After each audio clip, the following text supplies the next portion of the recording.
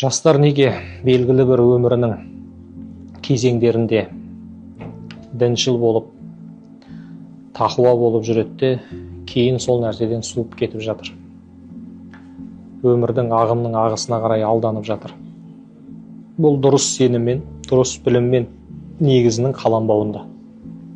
Жалған сезімге ойнаған ақпараттарға, уағыздарға алданып, соның әсерімен басылғанша белгілі бір уақыт діндар болып көрінгенмен, кейін ол азайғаннан кейін, баяулағаннан кейін өзінің қалпына түсіп, жеңіл жол жүрісіне, әртүрлі іс-әрекеттеріне араласып жатады.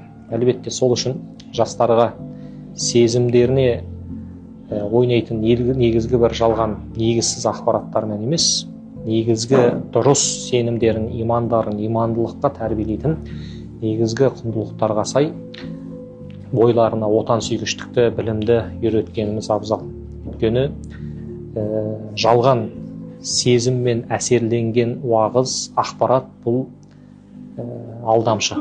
Сол үшін білімнің өзінде белгілі бір жетістікке жету үшін біз әуелі 11 жыл мектеп оқимыз.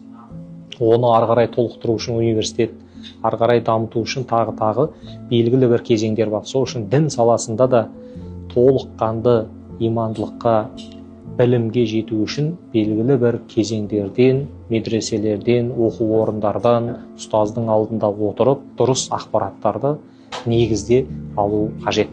Белгілі бір уағызбен адам діндар болмайды, толық білім иесі болып саналмайды.